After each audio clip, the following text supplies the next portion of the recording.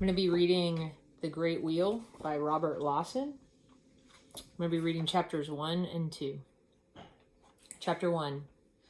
Here's a picture. He was christened Cornelius Terence Kilroy, but to most he was known as Con. Only Father Riley ever called him Cornelius. His mother called him Connie, Aunt Honora called him Neil, and Grandfather Giblin seldom called him anything. In fact, Grandfather seldom really spoke at all. He just mumbled and grumbled at the smoldering peat fire and sucked at his clay pipe, which sometimes was lit, but usually was not. When Con was 12 years old, Aunt Honora read his fortune from the tea leaves in his cup. She was very old, even then, and the village considered her a wise woman. "Neil, lad," she said, peering into the cup, "mind well what I'm telling you now. Your fortune lies to the west. Keep your face to the sunset and follow the evening star, and one day you'll ride the greatest wheel in all the world." His mother paused in her knitting. "Not my Connie, Honora," she said worriedly. "Not him, too. West lies America, and must America forever be taking all our fine young men? My brothers Patrick and Michael, your son Dennis, and him gone to California and likely scalped the heathen red Indian savages, the way you've not had a letter from him for a year come Christmas. What's to become of poor Ireland and the Kilroys with all their men gone to America? Sure, America's worse than the wars or the black famine, the way it devours our men. Whist now," Aunt Honora said placidly, "and don't be talking down the fair young land. Your brothers of fortunes lay to the west, like I read in his leaves, and they've been great good fortunes. Haven't they prospered and been great good fortunes? And they've been great good fortunes. Haven't they prospered and flourished? What with Michael living in an elegant flat house in New York with 6 daughters in a bathroom? Haven't they sent you the grand presents and money, the way you've been able to buy the red cow and erect a handsome stone for your man, God rest him, in the churchyard at Ballyneedon? But Con's mother refused to be comforted. I'd liefer them back than a herd of stamping red cows and all the presents of Babylon or India, she cried. And what's this blether about my Connie riding a great wheel? Is it a circus man you'd make of him, or a strolling player performing like a monkey at village fairs on a bicycle or something?" "I can only read what's in the leaves," Aunt Honora answered. "Take it or leave it, or like it or not, it's what it will be." "And why wouldn't he go to America?" piped up Grandfather from the chimney corner. "Would you have him spending the days of his life cutting peat in old Gallagher's bog, when he could be walking the shiny streets of America wearing shoes every day, and maybe with a bathroom of his own? If I were a bit younger, I'd be boarding a ship this minute. I would, with a bundle on my shoulder and high hopes in the heart of me." Being only 12 at the time, Con did not worry his head much about Aunt Honora's prophecy. A lusty young lad then, frisky as a colt and the equal of any of the village young ones at running, leaping, or putting the stone, but not much given to thinking. As the years went by, though, he more and more frequently paused of an evening and gazed into the west over beyond Kilda Point, where the sun was dropping into the purple sea. And as the sky faded from gold to green and finally to dusky blue, and the great evening star suddenly began to wink and beckon, the words of his old aunt would recur to him. "Your fortune lies to the west, lad. Keep your face to the sunset and follow the evening star." Well, maybe he would and maybe he wouldn't. America and his fortune were calling across the darkening waters, but the call was only a faint one as yet. And what that wheel part was all about, he had no notion at all. The biggest wheel he'd ever seen was on Mr. Gallagher's peat cart, and that barely breast high. Con was almost 18 when Father Riley brought the letter. It had been given him by Seamus, the post, both to save himself a few steps and because Father Riley would have to read it to the family anyway. The arrival of a letter, especially from America, was an event in the village. The Kilroy family crowded the small room, Mother all aflutter, Grandfather in the chimney corner cackling and scolding, Aunt Honora hastily summoned from her home next door. Con leaned up by the open door. The younger children, Willie, Stella, Danny, Agnes, Martin, and Kathleen, sat where they could. A few of the neighbors squeezed in the doorway. Father Riley hitched his stool closer to the small window, but on his glasses admonished the squirming children with a stern glance and opened the letter. "'Tis for you, Mary Kate," he said. "I have read it, and it contains no bad news whatsoever. God be praised. 'Tis from your brother Michael in New York. I will read it now. My dear Mary Kate, I take pen in hand to inform you that we are all well and flourishing. The saints be praised. The good wife and all 6 girls are in the best of health, barring a few cases of measles, chickenpox, croup, colds, rheumatism, and the mumps. My business grows and progresses in a wonderful manner. In recent years, I have built more sewers than are in the whole of Ireland, bless the dear country, to say nothing of drains, culverts, curbing, and sidewalks without number. The city of New York is a great and growing place, and the Michael Giblin Contracting Company Incorporated is growing just as fast. I employ almost 300 now, all good Mayo men, with a scattering from Roscommon and Clare. But I am sore vexed in my mind for lack of a partner to assist me. The burden of managing all this is becoming too heavy for my shoulders alone. Our brother Patrick is the one should be at my side, but he is not of a mind for it. As you know, he is a roamer born, not one to settle down to a steady business. Not that I would disparage our own, for he has grown a fine, handsome man, with the voice of old Gallagher's bull and a great mattress of a red beard, would do a general proud. A fine, upstanding man, our James, but bewitched by a madman of an engineer, the way he follows him from here to yonder, building tunnels and bridges and wild far-off places like Pittsburgh and Kansas City and Kentucky. So, dear sister, I'm turning to you in my perplexity. Your Cornelius should be near grown a man by now, and with the blood of the Kilroys and Giblins both in his veins, should be a smart one. Let you send him to me, Mary Kate, to take the place for a while of the son I've never had. 'Tis a chance would come to few, but America's the land of opportunity, and what opportunity has a lad digging peat for old Gallagher his life long, but a bent back and the rheumatics for his old age? A year or so of learning the trade, and I pledge that your lad, will never set hand to pick or shovel again, but be wearing polished boots and a derby hat, riding his own buggy, and overseeing great works. And who knows, but one day the firm may be boasting the proud name of Giblin and Kilroy Incorporated. I have sent a draft for $500 to Martin Sheridan, the banker man in Galway. Father Riley can draw on it to buy the lad's passage and a suit of new clothing. The rest is for you and your brood, with a bit for a few masses for your good man. May he rest in peace. I know the thought will wrench your heart, Mary Kate, but you must be thinking of the lad's future and of my crying need. Here's the photo. Everyone gathered around. May God and his angels keep you and yours, is the dearest wish of your loving brother, Michael James Giblin. As Father Riley finished, the room rocked with a great uproar. Mother weeping protests, Aunt Honora acclaiming the fulfillment of her prophecy. Grandfather Giblin, who had heard none of it, screeching questions. The children screamed. The neighbors shouted the news all down the street. Con, whom it really concerned the most, quietly slipped out and made his way to his favorite seat on the stone wall overlooking the bay. The setting sun set his coppery hair all aglow and washed his blue eyes to a pale sea green. His fortune was calling loudly now.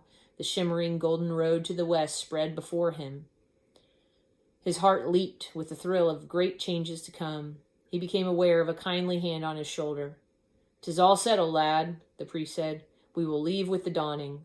Partings are best done with quickly." Chapter 2. As the good ship City of Bristol listed to the first ocean swell, Con leaned on the rail and took his last look at the lovely green fields of Ireland. For a moment, a great wave of homesickness swept him. He was not alone in this. Along the crowded rail there sounded many a hastily caught sob.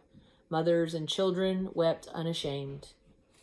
A small, wizened, crooked man next to him pulled down his cap, lit his pipe, and glanced at Con with a keen but friendly eye. "A pretty sight, yon," he said, "comin' or goin'. But better from a real ship under sail. You've no time, then, to be gettin' sentimental. 'Tis the first time, this, that I've behelt it, and me a passenger. The first time, too, from the deck of one of these belching, stenching tea kettles, Then with a shaking vibration would loosen the teeth of a bronze statue. Steamships! He snorted disgustedly. He slapped a few cinders from his coat sleeve and started forward, walking with a queer, one-sided, crab-like gait. Could it possibly be only yesterday that the letter had come? Only this morning that he and Father Riley had left the village in the misty dawn? His mother, of course, had wept. The children, those who were awake, had joined in without quite knowing why. Grandfather Giblin had screeched admonitions. Aunt Honora, wrapped in a blanket, had called from her window to remember her prophecy. As he and Father Riley stepped briskly down the highway, old Gallagher's bog was still in shadow. The dim forms of the peat cutters starting their work, called good wishes. It was a glorious May morning, the sun warm on their backs, the field dazzling in their greenness. Con, as they left the village behind, threw back his head and sang for the sheer joy of living. Father Riley, when there were no passerbys, joined in with his deep, sonorous voice. In the eyes of some, it might not be seemly, he chuckled, but God's birds are singing their throats hoarse, and who are we, the least worthy of his creatures, to be shaming them with a gloomy silence? In Galway, Con, dazed by the crowds, the thunder of drays, and the shouting of the teamsters, was only dimly aware that Uncle Michael's draft had been cashed, his passage purchased, and he himself completely outfitted in new clothing, boots and linen, all of good quality, modest of cut, and blastedly uncomfortable. A small carpet bag held a few extras, and Father Riley's worn wallet still contained a heartening sum for Mother and the young ones. Then suddenly they were on the pier, in the midst of a surging, weeping, laughing, calling mob of immigrants, their relatives and well-wishers. They paused a moment in a slight eddy in the lee of a bollard. "My son," said Father Riley, "I've taught you your letters and a bit of figuring. I wish I could have done more. I have taught you the rudiments of civilized behavior and to honor God and your elders. Now remember this. Ireland may be a poor country, but she exports a crop second to none on earth, her men and women. Never shame her. Take pride in the blood in your veins, in the land of your birth. Now get you aboard, and God go with you." As the gray buildings of Galway shrank in the distance and the crowd on the pier became a formless dark mass, Con could still make out the tall black figure of the good priest, his hand raised in benediction. Con sat on a hatch as the city of Bristol plodded steadily through the night. He could not quite face the packed, airless steerage, the hard, three-tiered bunks, the smell, the weeping, the seasickness that had already begun, although the sea was as calm as the pools in Gallagher's bog. The crooked little man was seated close by, sucking on his unlit pipe. He fished a short length of light line from his pocket and idly began tying knots. The most complicated, elaborate knots Con had ever seen. He did not look at his work. His eyes wandered about the deck to the moon-bright horizon, to the dimly lit pilot house, but his hands flashed as rapidly and surely as Aunt Honora's at her weaving. "Would you be a sailor man, mister?" Con asked finally. The other smiled and lighted his pipe. "I was," he said, till a fall gave me this one-sided crabwise carcass. Then no master would sign me on. "A.B., they said? Able-bodied seaman, you?" "Sorry, no. Though I could make it to the masthead as quick as the next, and reef, hand, and steer with the best of them. So I took me a shore job in the yards at Belfast. A rigger, master rigger now. Many's the fine ship we turned out there, big grain clippers mostly, for the Australian grain trade. Steel hold, standing rigging, all steel cable, nasty stuff to handle, but strong." Are you for New York?" asked Con. "Aye," said the little man, "just for the change. Often enough I've called there, but never to stay. All have work. There's still plenty of real ships to be rigged. They're not all those floating jam factories yet. What of you? New York too?" "Yes, for now," Con answered, "but I don't know." It was good to have someone to talk to, for Con was lonesome in spite of the packed steerage. He was beginning to learn that there's nothing so lonesome as a crowd. He talked of his life at home, of Mother and Grandfather Giblin and Father Riley and the peat cutting and old Gallagher's bog. He told the little man of Uncle Michael's letter and Uncle Michael's plans for him, and of Aunt Honora's prophecy. "'Tis a grand fortune your aunt has read you. the little man said, but it must go beyond New York, surely, and building sewers. 'Twould be hard to be keeping your face to the sunset and you in a sewer trench, or to follow the evening star with all them buildings shutting you in like a meadow mouse in a maze of soap boxes. And what would you make of the big wheel part? Con asked. This is a puzzler, surely, the other admitted. It couldn't be maybe the Wheel of Fortune, on top today and at the bottom tomorrow. That's the way of things in America. But I don't know. They soon became good friends, Con and the crooked little man. Martin Brennan was his name. They both preferred the small open deck space allotted the steerage passengers to the stifling quarters below, and spent most of their time seated on the hatch, regardless of weather. Martin tried to teach Con to tie knots, bends, and hitches, but they were so many and so elaborate that it seemed well nigh hopeless. He did succeed, though, in mastering a few that he hoped would be useful in construction work.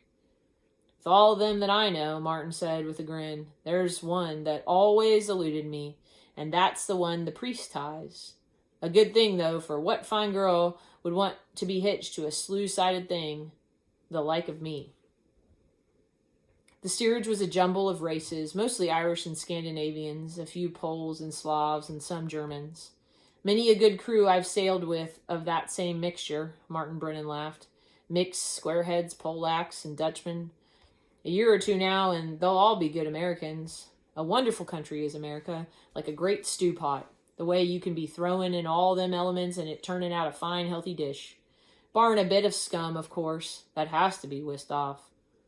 Con was idly scanning the crowd when all at once his eyes lit on the girl. How blonde she is, was his first thought, and how scrubbed she is, was his second. She was both. Great, heavy braids of pale flaxen hair ringed her head. Her skin was the palest of pinks, her eyes the clear blue of moor ponds on a winter day. Her quaint peasant clothes were almost aggressive in their starched and laundered cleanliness. Fittingly enough, she was carrying a bucket of water, a large cake of soap, and a clean towel. She was followed by a small, tow-headed boy of 3 or so, whom she led to the rail, stripped of jacket and shirt, and scrubbed vigorously. She rubbed him to a fine pink polish with the towel, and then sent him skipping below. Hack, the seawater, she exclaimed as she emptied the bucket into the scuppers. For washing, it is not good. For fish to swim in and for ships to sail on, Martin said with a grin, seawater can't be beat. It is also handy for separating the continents of the world one from the other. Otherwise, it's of no use at all. And how is it a young German girl, the like of you, is speaking English so good? She smiled pleasantly at the little man, but her eyes were mostly for Con. A long time we planned to come to America, so I study English in the school. It is very bad, no? Good as the Queen's, Con answered. And is it New York where you're staying? No, we go to Wisconsin. My Uncle Otto is there. You know Wisconsin? 'Tis no seaport, Martin said, scratching his head. To the west, I'm thinking, out in the middle of the country somewhere. By Chicago, I think, the girl said. My Uncle Otto has cows, many cows. We will make cheeses. My father is a fine cheesemaker. I will milk the cows. Are Indians in Wisconsin? I don't know, Con answered. This is my first trip. She disappeared below, but emerged shortly, her bucket filled with clothes, which she proceeded to scrub and hang on the rail. If there is Indians in Wisconsin, Martin mused, they'd best be moving along, or she'll be trying to scrub the red off them once she's finished bathing the cows. A pretty lass, though, in spite of her obsession for soap. She is so, Con agreed. Here's a picture of her. The like of a wee, chiny figure I was seeing once in a shop window in Ballyneedon. The same pink cheeks on her and blue eyes the size of doorknobs. I wish she was for New York. Well, Wisconsin is to the west, Martin chuckled. And what was it your Aunt's fortune was saying? Keep your face to the sunset and follow the evening star, and you'll come to Wisconsin and get your ears washed. After that, Con saw a good deal of her. He met her father and mother, stout, kindly souls who radiated goodwill. He met her 5 younger brothers and sisters, a tow-headed flight of steps of from 3 to 13 years, whose only English consisted of "Good morning" and "Thank you." Often, when she was not scrubbing the younger ones, or after they had been put to bed below, she joined him on the hatch or at the rail. He had never talked much with girls before, and now, to his surprise, found it quite easy and most enjoyable. Her name, he learned, was Trudy. She was 16. They came from the Black Forest. Her father abhorred war, armies, violence of any sort. Grandfather had been killed in France in 1870. So, we come to America, she smiled. In America, one is free, no? Little Franz, Karl, and Heinrich would never be conscripted. Father would not have to leave his cattle and crops every summer to go to the maneuvers that he hated. Con, on his side, told her of his life in the village of his mother and Aunt Honora, and Grandfather Giblin, and of the young ones. He talked of the peat cutting and of fishing at night for the great river salmon, when one had to outwit not only the fish, but the gamekeepers as well. An easy, carefree life in a beautiful land, but always, just around the corner, the hunger. It's a hard thing, he said, to hear the young ones crying for the want of food and to be digging the potatoes, and them all black and shriveled and slimy with the blight. Ja, she said quickly, I know. We have had the hunger too. But in America, there will be plenty, no? Uncle Otto says so. On the last evening out, she joined him at the rail as the ship plowed down the golden pathway that led to the setting sun. It was then that he told her of Aunt Honora's prophecy. It is a beautiful fortune, she said. Your fortune lies to the west. Wisconsin lies to the west, too. You will come to Wisconsin someday? No? I might, he laughed, and be finding you married to a fine fat Dutchman with 6 young ones of your own to wash and a whole herd of cows to be milking. Nein, no, she said solemnly. I will wait, and you will follow the evening star, and you will come. It is your fortune. And where would I be finding you? He asked. Oh, in Wisconsin, she answered. Just ask for my Uncle Otto.